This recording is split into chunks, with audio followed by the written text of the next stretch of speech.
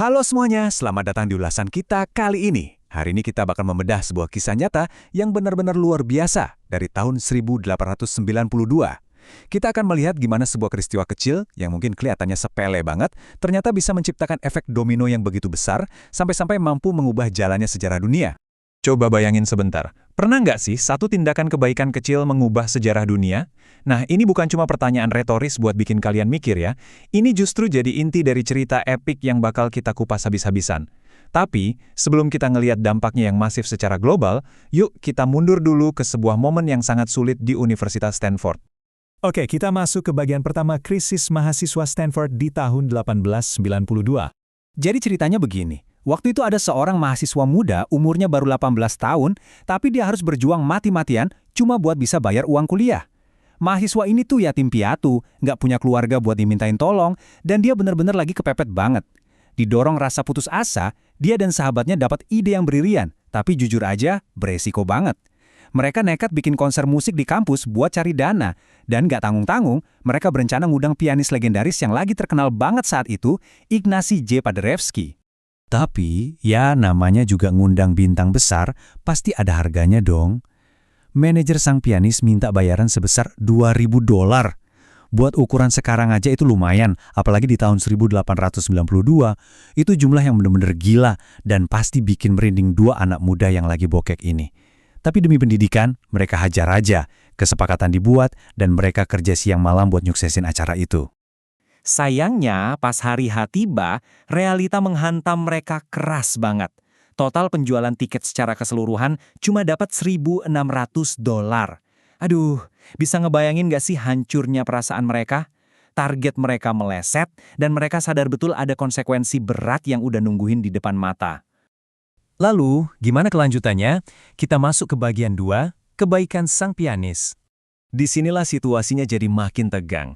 Dua mahasiswa yang lagi patah hati ini harus ngadep langsung ke sang musisi terkenal.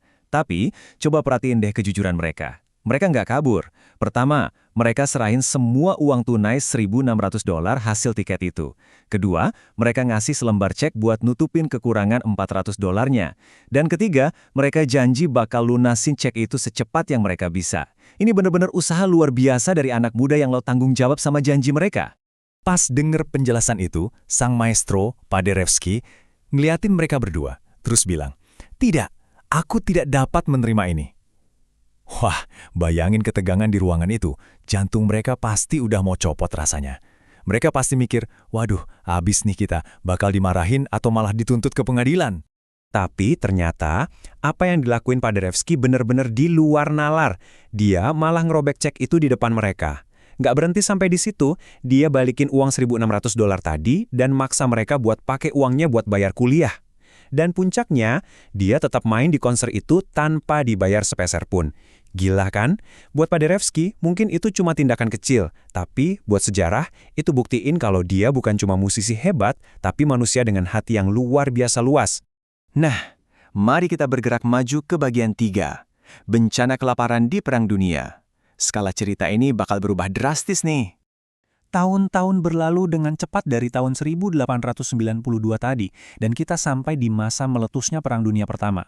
Kalian tahu, Paderewski, pianis dermawan kita tadi, sekarang udah jadi Perdana Menteri Polandia. Dia udah jadi pemimpin besar, tapi sayangnya negaranya lagi kena musibah yang luar biasa parah.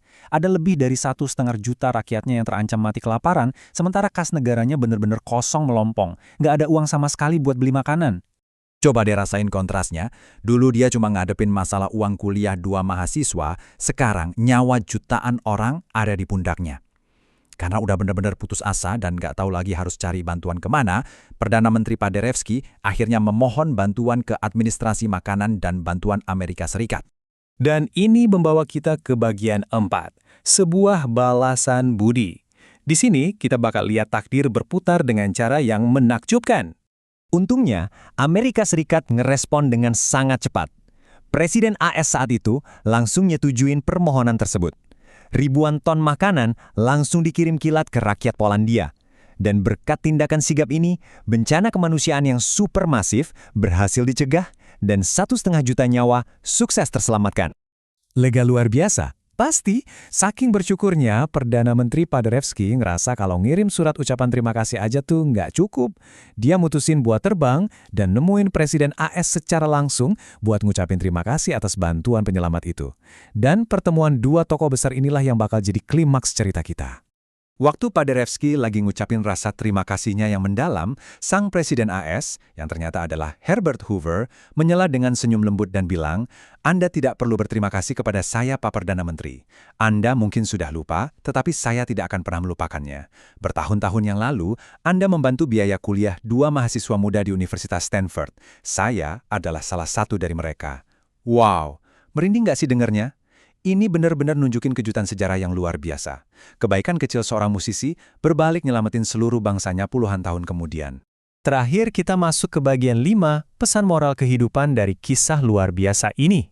Pas kita dihadapin sama pilihan buat ngebantu orang lain, seringkali ego kita muncul duluan. Kita mikir, kalau aku bantu mereka, nanti aku rugi nggak ya? Apa yang bakal terjadi sama aku?